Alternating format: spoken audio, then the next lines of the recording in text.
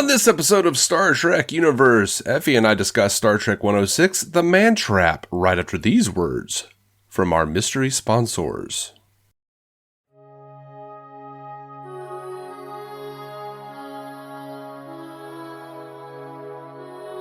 Welcome into Star Trek Universe, the podcast that started as two lifelong friends discussing Star Trek and has now expanded to include this. A Trek veteran discussing old Star Trek with a young green ensign experiencing Star Trek for the very first time. I am that old Trek vet, David C. Roberson, and this is the young green ensign, Effie Ophelders. I figured as much. I was hoping that was referring to me, because otherwise I would have been, kicked off the show and replaced. Mm-hmm. No, there's an infant now. The only other greenhorn to find around here who hasn't seen Star Trek yet, an infant. Clearly, mm-hmm. Yeah. Mm-hmm. I'm sure it would make for great radio. That's if there's one thing you know about kids and especially infants, it's their radio voices. That's right. It's like scream into the mic. They have great handling of like the positioning and everything. It's truly a marvel. Smooth. They grow up with technology these days, so smooth, dulcet tones. Indeed. I won't do my best impression of an infant crying. It's like I think we're all grateful for that one. Goo goo, gaga. Now that sounds very soothing. Mm-hmm. I'm okay with that. And I think we've peaked. Pass me that rattle, you son of a bitch. Anyway, we had an episode. we watched a thing, I think. We did. So, The Man Trap. This was the first one they ever aired. Yeah, the introduction. Mm-hmm. And it's nice in hindsight that they were already like building some stuff and some cast members out to be more included, and that gives a better starting point, I think, at the time to get into the swing of things more quickly. And at the same time, it's not the best we've seen yet. It was kind of there. And there were some, I had fun with it, but it was also trying to go for an emotional note by the end that didn't quite hit for me, where I'm like, okay, this is supposed to be very hard for darn it, what's the doctor's name? McCoy. Thank you very much. Christ. He is having to shoot a woman he loved, and that's a thing that should hit slightly harder than it did, I guess. But you do see what they're going for, if that makes sense. It is very much like, oh yeah, this is a hard thing to do, and it's and they wrote him into that corner for a reason, and that's good shit. Yeah. Even if execution-wise, you're still kind of stuck in the tiny black and white TV era where, you have to make sure people can tell what's happening mostly. Uh-huh. So, if you don't know what Effie's talking about, synopsis, per Memory Alpha, a mysterious creature stalks the Enterprise, murdering crew members. And this is the episode where the salt vampire that's a lot more helpful, yeah. Because this is the shortest synopsis we've had off there. It's not very helpful. It's not, but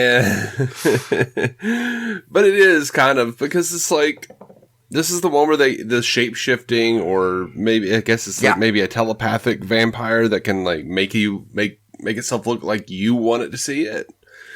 There's sort of both, where it is like, okay, so the creature is both copying things they see and also things other people want to see. It's not entirely consistent. It's just like, all right, it wants salt and affection. So for the affection part, it's like, let's pick someone you care about. Like your dead wife who I murdered and, sucked the salt out of. It's, but the environmentalist link was interesting, at least. Yeah. The last of its species angle. That gave it a bit of a twist where I'm like, yeah, some morning scientist would probably be willing to go, yeah, but you're just doing what you're supposed to do, and like sort of, which is in and of itself kind of talking down to this creature as like, yeah, you're an animal. I'm gonna let you be my wife, but also I'm just letting you live for the sake of, I guess, survival of your species. And there's something interesting. But at the same time, it's in the 60s, I guess. It's also not weird to go and speak out in favor of rights, even animal rights, as well, the white guy specifically in a position to be like, no, but I now think you should be protected. And there's a parallel there, I feel. There's something of that, like, yeah, you're protecting me and like giving me the rights from top down.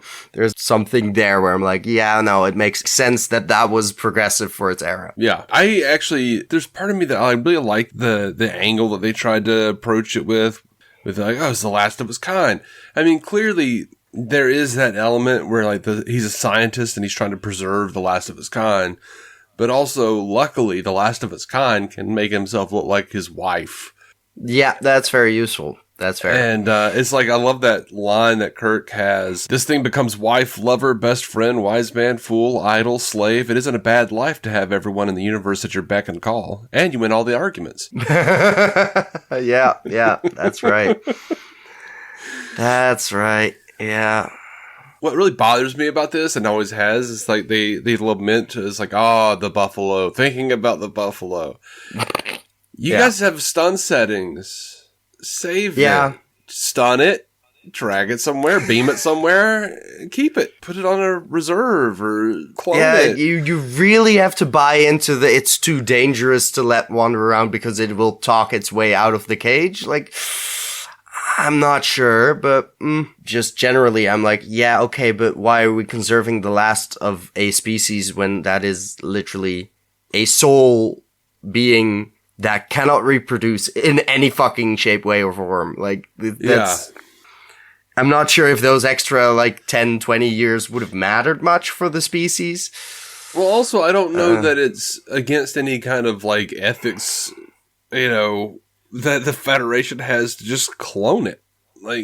Of course, I don't know how well that would work. If you clone the same creature and it's basically having sex with itself, I don't know what happens to those children. Yeah. That might not be great for the gene pool and everything. That might have some inbreeding issues there. Yeah. I feel like I recently had another context in which I had to discuss the possibility of immaculate conception and the possibility of procreating with oneself, or that came up in conversation recently, and I also had to be like, I feel like it, even if it happened ever throughout time, I'm fairly sure that kid wouldn't make it. That would just be a dead fetus very quickly. But we're very off topic. Cloning ethics are a different podcast, I'm sure. Yeah. I hope it's out there somewhere. Cloning Ethics, the podcast. Oh, God. I feel like someone just, bought that domain. I am sorry, Internet. I should not have done that to y'all. Yeah. No, it was probably Matthew Fox of Superhero Ethics. Cloning ethics! Oh, that makes sense. Bye! Another one! That makes sense. It's now the sibling podcast to Superhero Ethics. That makes sense. Mm-hmm. Yeah, so I don't know what they could do for the lowly salt vampire, but whatever, man. I don't like this episode very much, if I'm being honest. Fair. I like things in it a lot. I like a lot of things that are in it. There are elements where I'm like, yes, and there's just the overall, that is very much in there. Because it feels like one of those episodes where it just enters with a premise, and it just sort of keeps going, but not until the buffalo thing. There is a direction, but before that, it seems sort of disconnected. Okay, you figure out the salt thing fairly quickly, but it's just sort of aimless in places, and there's a bunch of character stuff with the Enterprise crew where it's actually this is why we enjoy watching more of these people every time. Mm-hmm. But the creature of the week thing is just not always a uniquely terribly strong concept. Yeah. like the stuff that I really like about this episode is all of the character stuff. Yeah. I always laugh when like Kirk picks up those like pieces of dead grass and was like, it's customary to give flowers. Like, those are not flowers. Yeah, I was Kirk. Like, that's barely straw. And he just like laughs and tosses it on the ground. Like, you're a dick. Yeah. Yeah, that was not nice. But fun. But you know, I love all of the of Kirk kind of ribbing McCoy, you know, Plum. Oh. Yes. And I'm very glad that Uhura and Sulu get like more and more. They're quickly becoming mainstays. I'm very happy for that. And I'm like, oh yes, there's a bunch of names and faces I'm just remembering. One of the things outside of the ones that only show up to die. Like, yeah. One of the things I really like is that with Sulu, they had him in a science officer suit in the second pilot, and before he ever even had a name, and he was like, I think they said he was in biology or something, and sure. They have continued that through with him having this greenhouse, like he's into the now the there's an actual actual herbology something or other that is probably important theoretically, and but yeah, they're building on that and having a guy with a sock on his hand play a plant. that is the thing you show up for, right? Yeah. Apparently, Grace Lee Whitney said that this was this was her favorite scene to shoot, and that it was a very lighthearted shoot. And sure, they started. There were several lewd jokes about the hand plant. Of course. That, yeah, go figure. And the puppeteer acted like he was trying to grab her skirt with the plant hand, and she was like, "Of course, no. Yeah. Don't grope my tits." Yeah, no, that wouldn't have made it onto the air. Bad Beauregard, bad. I'm sure there's a parody out there. Yeah. Oh, I doubt it. I don't know. None of that. Not a fan. I mean, we all know Rule 34 of the internet. There's something out there. They're too caught up with all the other bullshit of Star Trek to worry about that one plant hand episode. I mean, probably, but it feels like a niche. Like, if you have Memory Alpha and every niche is in there, like they're nerds. Some nerd must have thought of this, right? And had some drawing skills or something. I'm sure it happened. I'm not saying someone didn't jerk off to the idea. At some point. That certainly. That's a lower bar. That happened decades ago, I'm sure. Yeah. I really like this line from Uhura. Sometimes I think if I hear that word frequency once more, I'll cry. So that poor woman. Most of everything she said on this show was hailing frequencies open. And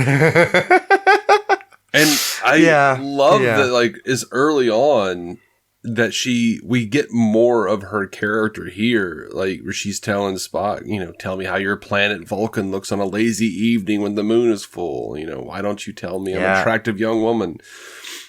And she is very clearly flirting with Spock, and I know this is where they kind of came up with that concept of Uhura and Spock in the Kelvin timeline in the J.J. Abrams movies.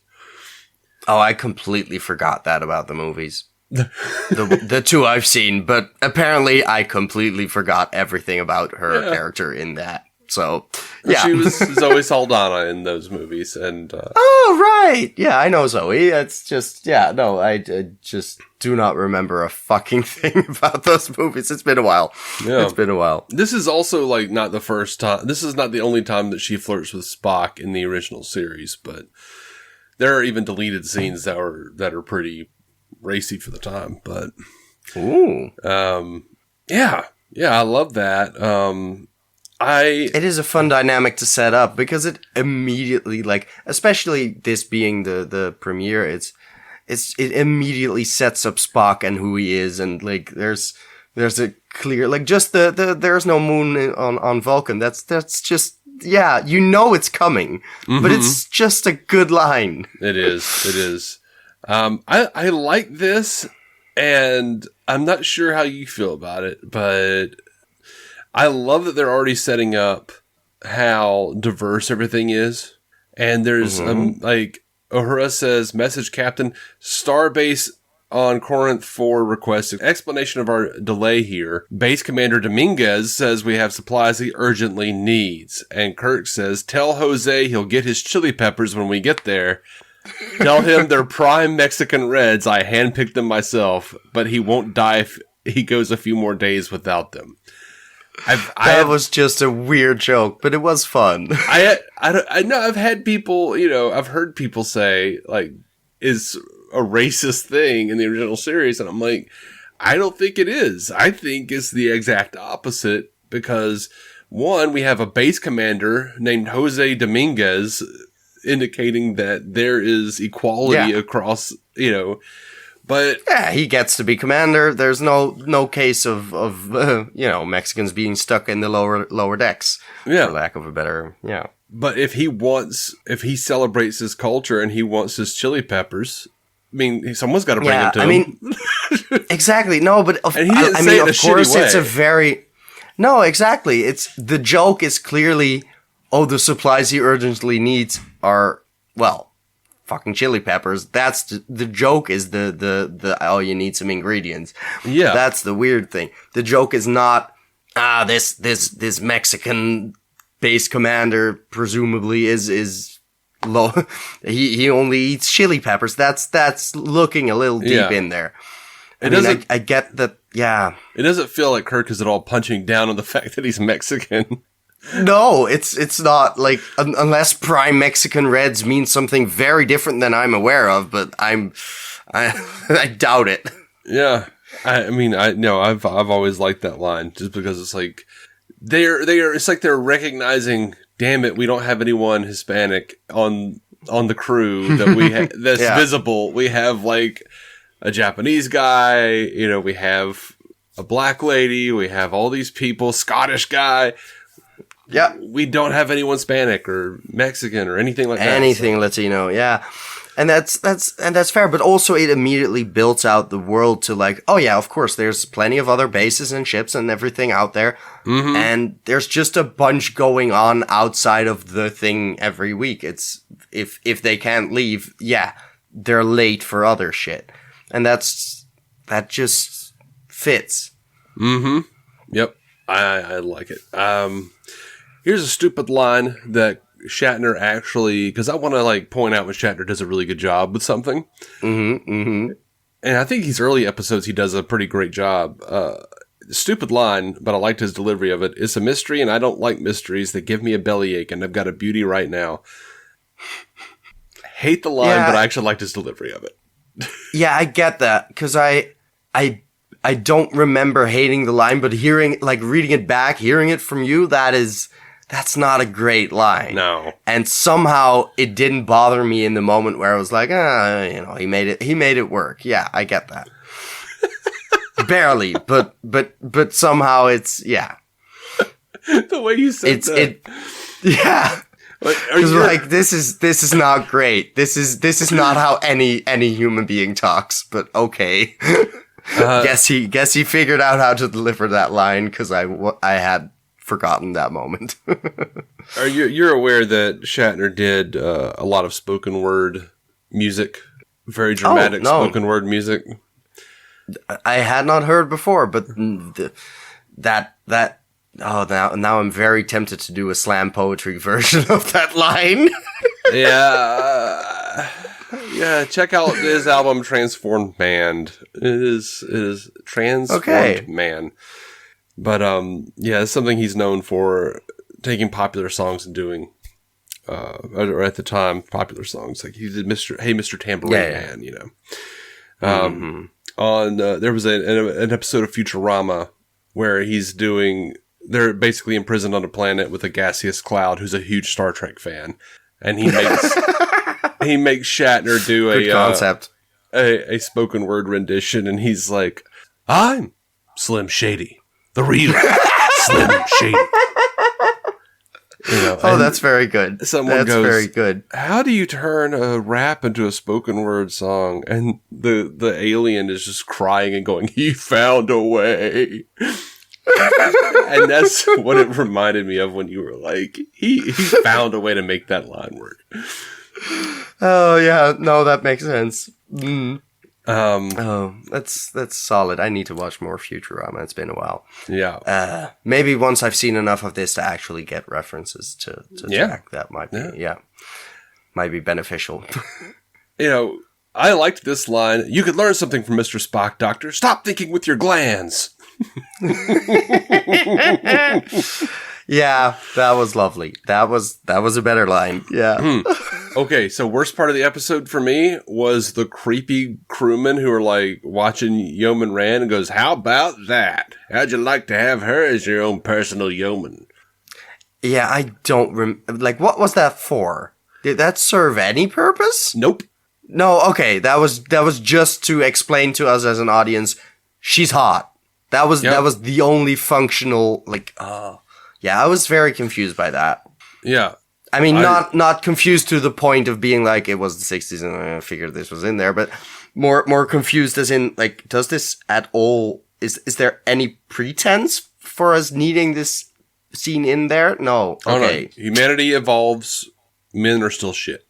I think the men have evolved. It's just that, a step up is still like 8 steps down. Comparatively. It's just a relative... Kirk and Spock are the senior officers are the only ones who are allowed to evolve. Like, everyone who's below their ranks is just like, titties, look at them titties. Taste the titties. Yeah, that's I presume that's the entirety of the show, Lower Decks, right? It's just your people in the workforce. You don't get to be like higher up officers. You didn't study enough for that shit. You're laborers. And just lots of tit jokes. That's what I figured. Yeah. It's not at all that. Dang it. It actually has substance? Oh yeah, it does. Outside of like titty substances and let's not get into Yeah. Like, one of the main characters keeps like getting promoted and finding a way to get herself demoted again because she doesn't want the responsibility, and there are all these sorts of like psychological reasons for it. It's lovely. great. It's great. Yeah. It's great. And that's lovely. I don't remember even one tit joke on that show, but it is fun. That is, yeah, good. And apparently there is the opportunity to evolve and also devolve again if you don't want it. It's like pressing B on a Pokemon evolution. Joke for another type of nerd, I guess. I'm vaguely familiar. But yeah. You're vaguely familiar. Yeah, I went through my phase like everyone in North America. I went through about a month-long phase of playing Pokemon Go, and then I was just like, I can't do this anymore. Oh, that's fair. Yeah, no, there's really no reason to play Pokemon Go if you're not already invested in Pokemon. Yeah. It's there, I guess. It's if you enjoy walking a whole lot, then maybe it's useful, but I tend to open it every couple of weeks and then forget about it again. Mm-hmm. That's the most they're getting out of me. Fair enough. I like so much of this episode as far as like the character work is concerned, and like the atmosphere they're building. Like, there's the scene where Kirk is talking to McCoy and says, "What's the matter? Can't you sleep? Try taking one of those red pills you gave me last week. You'll sleep." But it's like, he's on the view screen. He's got a platter and he's just eating like fruit. He's like enunciating things by like taking a bite and stuff. And then we see him on the bridge right just after. He's still like finishing up his food as he's like, "Yep, we're going to go do this. All right. We're going to go down the planet. Make sure that, which that's also a great line. Keep a tight fix on us. If we let out a yell, I want an armed party down there before the echo dies." I really like that line. Yeah. Agreed. But as he's saying it, he's eating and just like finishing up his dinner or whatever. He's like, all right, we're about to go. Yeah. Like, he clearly doesn't sit down and like take a break. That is. Yeah. If you've like, even if you've ever worked in a place with people, like, and you're trying to get stuff done, you're just standing and eating and talking and like finishing up your food before you do the next thing. And that like gave it a sense of realism to me. It felt grounded in a way that I really liked.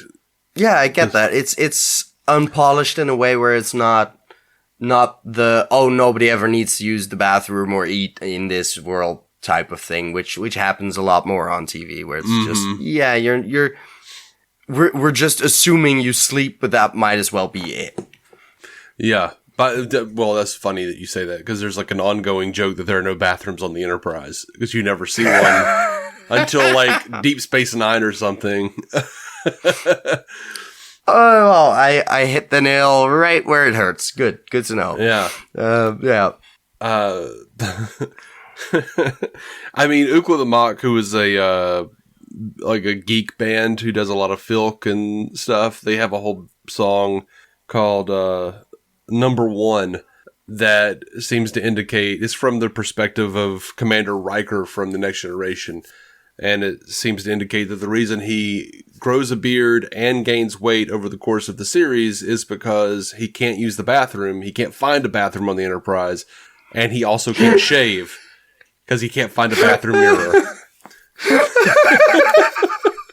That is such a dumb concept. I love it. Yep.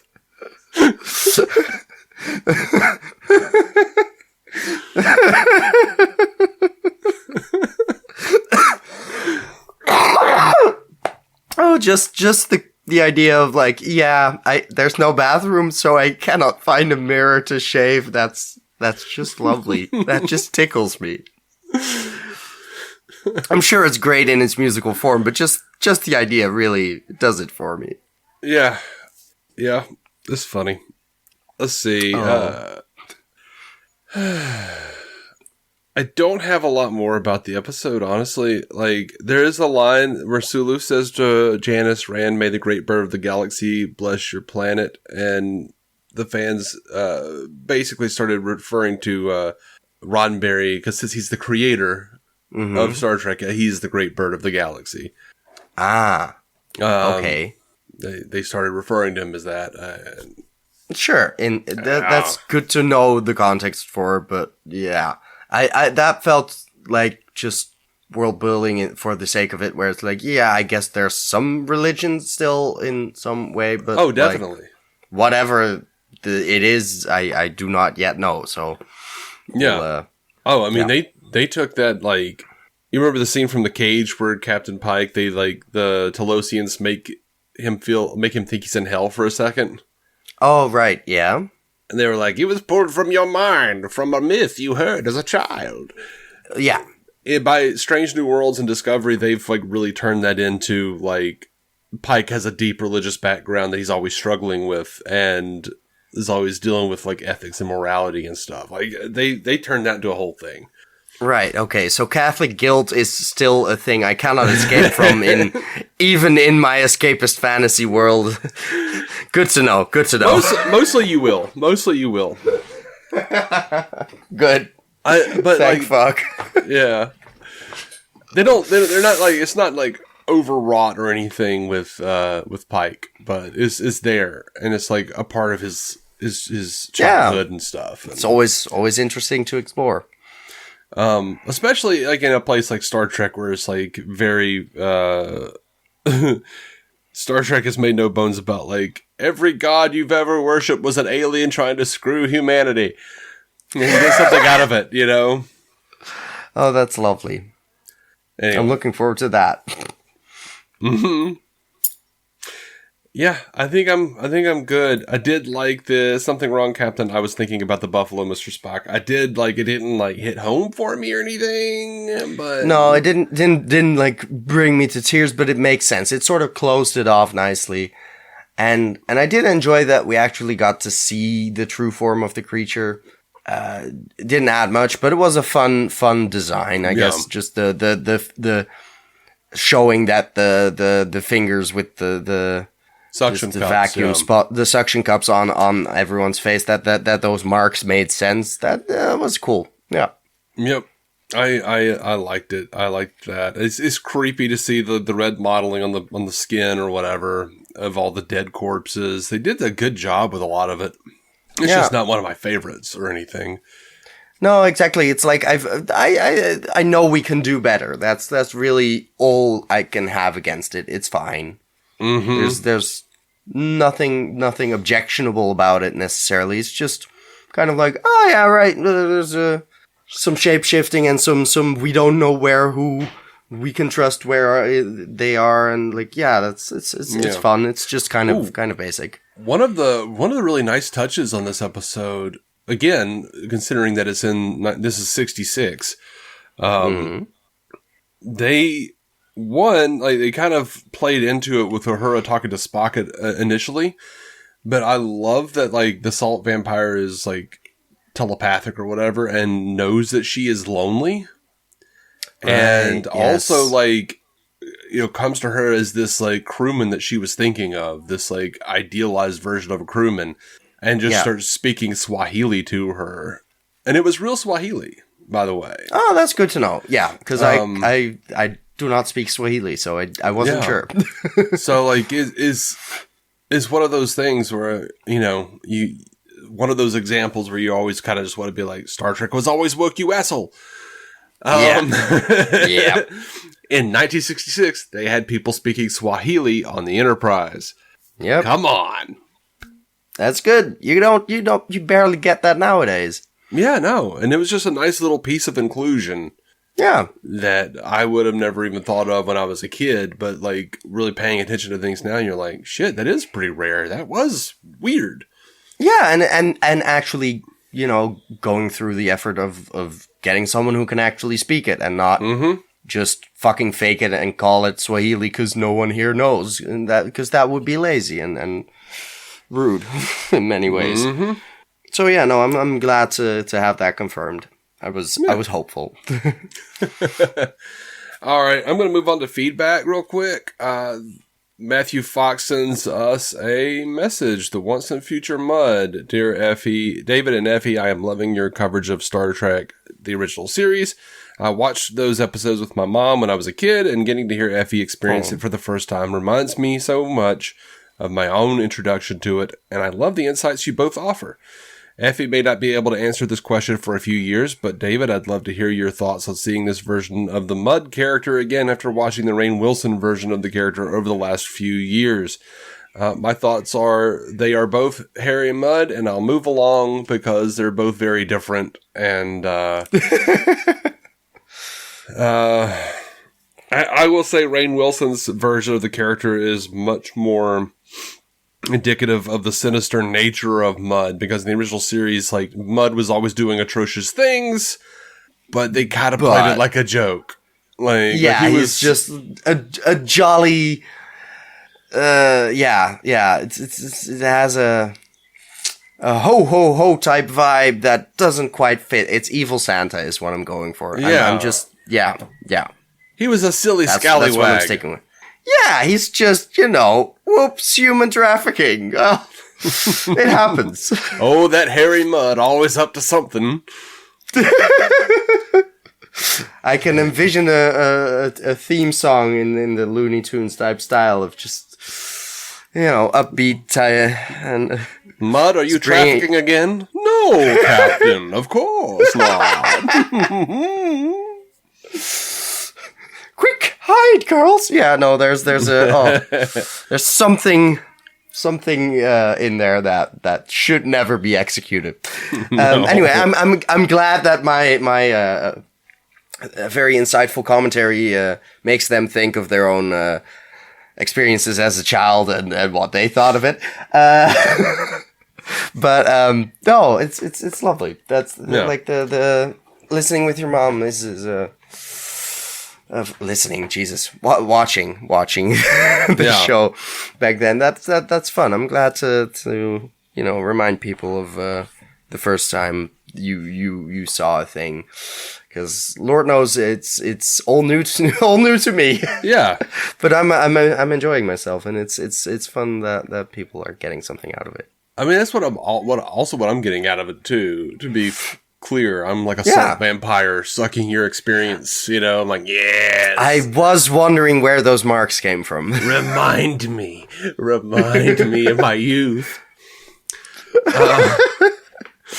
I will gladly lend you my youthful charms. It's an honor. Matthew continues, lastly, on a personal note, and feel free to read this on air or just for you both as you're comfortable, but I wanted to say, as a trans person myself, non-binary, Effie, it means so much to me to hear you on this show, sharing your perspectives and bringing new insights into the conversation. I don't know your story, and I hope I'm not making any incorrect assumptions. If so, please feel free to mock me on air. But it has just been so great to hear you on the show. And Dave, as someone who is still working to get my loved ones to use my right pronouns, thank you. Can't wait to hear more of what both of you have to say in future episodes. No. First off, Matthew, don't worry, I would feel free to mock you regardless. But no, I am trans, so I'm happy to hear that people, that this is a space to exist in that people appreciate. The representation, I wonder why that sort of seems to attract these fans. But yeah, no, it's I'm glad to just be out there, and I know that it always helps me to have people just existing and that not being the main thing, basically. No. That everything has to center around. Not that there's not plenty of queer podcasts where I'm like, yes, please, let's talk about queer stuff for an hour. But that's not always what we want to talk about. Yeah, right. So I'm happy there's room for other shit. Yeah, there are definitely podcasts that where it's like, all right, well, this episode deals with something queer, so we brought in our queer correspondent, Oh god, yeah, that's also very much an option. We really wanted to discuss this subject because we feel it's very important, but also we're three straight white guys, and that feels like many a podcast. Yeah. So we wanted to review Barbie, but also we have no women, so See, that's what kills me. It's like, that's your show. If you're three white guys, that's your show. Talk about Barbie as three white dudes. Just know that if you're gonna be assholes about it, you're wrong, and you're gonna get backlash. So yeah. I can't. Now, as a woman, I have criticisms of the Barbie movie. They're just not all that huge, and you can read them on my letterbox. Yeah, I'm not going into that territory. If someone is hardcore into the Barbie movie, that's fine with me. I get it. It was very enjoyable. It's just also not the greatest thing since sliced bread, and that's fine. No, I know people didn't have to be. It's still produced by a plastics company. So I have people who are like, this is the greatest feminist movie of all time, telling me I've got to watch this thing. I'm sure it is if you are still old enough to play with Barbies. But there is probably at least a Feminism 102 class out there somewhere in film form. Damn. I think I've said way too much by now. Just go read my Letterboxd review, because that was more recent and I actually remembered more of the movie, so it's probably better. Oh my god. It's fun. Though. It's a fine movie. I just shat on a very popular thing. I know. I'm not wise. It's late at night, people. It's not that late at night, but for me, it's very late at night. Scorching the Barbie Earth. Don't make it sound worse than it was. I'm trying to forget. Thank you, Matthew, for writing in. Yeah, it unlocked some interesting conversation. I'm not sure why, but I hope you enjoyed it. Yeah. And then, God, screw closed off. People close to you who don't want to, respect you enough to use the right pronouns. That sucks. And I feel very sorry for you in that situation, because I've been there, and it's garbage. Yep. It takes time, and sometimes it takes people who don't suck, and that's rough. Yeah. I I don't know. I feel bad. I'm guilty of screwing up and saying the wrong pronoun from time to time. Sure. But I probably still screw up with certain people and certain pronouns. It happens on occasion. But there's a difference between, knowing it, not meaning it, and saying sorry, moving on. That's fine. Most people aren't intensely mad about that. It's different if you just don't give a shit and expressly use the wrong pronouns. That's a very different story. Yeah. So. And there's unfortunately plenty of those people as well. I just say that as the older you get, the worse your brain works on that, and the longer you know someone before the transition, the harder it is to make your brain do that. Exactly, and that makes total sense, and it is always a thing where I'm like, yeah, of course it's harder for parents who have lived the entire lifetime of their kid using a certain name, using a certain pronoun. Yeah. That makes total sense. The problem is you're not the victim here. Most parents can do with a little less, but it's so hard for me, and a little more but it's fucking hard for my kids, so maybe I should make an effort. Absolutely. That's the difference. Absolutely. It's just we all know it's hard for you. It's also not that hard. It's fine. You're fine. It's hard and it isn't, but it's it shouldn't be hard in a way that's to the detriment of the actual trans person in their lives. That's the effort should be goes there, off is what the I'm rail. saying. Yeah, exactly. And that doesn't mean there isn't room for grief or any feelings that come up, but those should be expressed to friends and not your trans kid, because that's not for them to be upset about. But yeah, that's the trans feminism 101 I have to offer on this beautiful night. And I always hate when you hear these stories of the parents saying, "I just want to know what I did wrong." Oh God. Yeah, you're in the middle of it. Yeah, this is what you're. Yeah, no, maybe it's just not you. Maybe not everything is either your fault or to your credit. It's sometimes it's just some other person you happen to have raised. It's don't worry, Mom. There's plenty of other things I can blame you for. Yes, this is not one of them. If you want to blame yourself for something, blame yourself for the fact that it took me 20 years to get out of this closet. That's an issue. Oh God. Anyway, so we have another episode to record, so we're gonna wrap this one up, I think, if that's all right with you, Effie. Yeah, we'll see you next time. So I gotta say, live long and prosper. Jolon true. And what do you say, Effie? Because we did come up with a thing for you to say. Oh, fuck. Fucking. Oh, shit. I have no memory. I have no active memory of anything we record. I believe your sign off is now eat a dick. That sounds like something I would say. How very unfortunate. Well, eat a dick, guys. Eat a dick. Yeah. And before Effie and I come back, you will hear me and Matt talking about Lower Decks, new episodes of Lower Decks as they are airing currently. And just things. Bye. Bye. Thank you for listening to the Star Trek Universe Podcast, a Stranded Panda production.